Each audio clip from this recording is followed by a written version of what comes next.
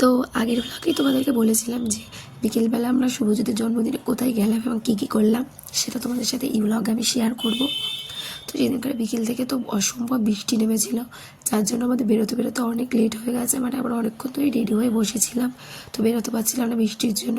তো শেষে ভাবলাম না, এবার অনেক লেট হয়ে যাচ্ছে, এবার বেরিয়ে পড়া উচিত। তো আমরা বেরিয়েছিলাম ওই 8:10-15 রকম নাগাদ বেরিয়েছিলাম। ছাতা নিয়ে লাস্টে বেরিয়ে পড়েছি যে না, আর বাড়ি বসে থাকা যাবে না। তো আমরা ফার্স্টেই চলে গেছিলাম কেক কিনতে, অ্যান্ড আমরা কিনেছিলাম ডোয়ের থেকে একটা কেক নিয়ে নিলাম। তো অরি ফ্লেভারের ছিল, এটা বেশ ভালোই ছিল কেকটা। আমিও আমার কেকগুলো না সবকটাই আমার টেস্ট করা হয়ে গেছে। তো আমরা এখন যার জন্মদিনে যাচ্ছি ডোয়ের কেক নিচ্ছি, এক একটা ফ্লেভার আমরা টেস্ট করে দেখছি। তো আজ পর্যন্ত যে কটা নিয়েছি সব কটাই ভালোই হয়েছে। তো এদিকে দেখো এসে আমরা কেক কাটতে বসে গেছি, আর এদিকে তোমরা মনে দেখলে যে ওর নাম আমরা শুভজিৎ লিখতে বলেছিলাম, তা কেকের দোকান থেকে শুভজিৎ দা লিখে দিয়েছি এক্সট্রা করে।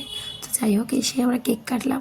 এদিকে কেক কাটতে কাটতে আমরা একটু মজা করছিলাম, শুভজিৎ এদিকে কেক কাটতে কাটতে নাচ করছিল। তো তারপর একে একে সবাই আমরা গিফট দিয়ে দিলাম। তা এই বড় ব্যাগটার মধ্যে ওর জন্য ওর একটা হেলমেট পছন্দ ছিল অনেক দিন ধরেই, তো সেটাই ওকে গিফট করেছি। তো ওকে বলেছিলাম যে এর মধ্যে কেক আছে, তুই খোল কাটবি। তো ও তো তারপরে দেখছে বেরিয়ে যে হেলমেট, ও তো খুব খুশি হয়েছে, কারণ যেহেতু এটা অনেক দিন ধরে কেনার ইচ্ছে ছিল। তারপরে একে একে জিদ্দা দিদি এরাও গিফট দিয়ে দিল, হ্যাঁ সবার গিফটই ওর খুব পছন্দ হয়েছে।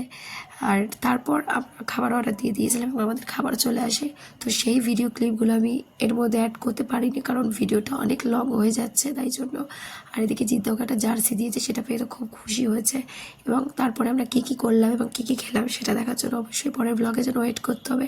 দেখা হচ্ছে নেক্সট ব্লগে। বাই।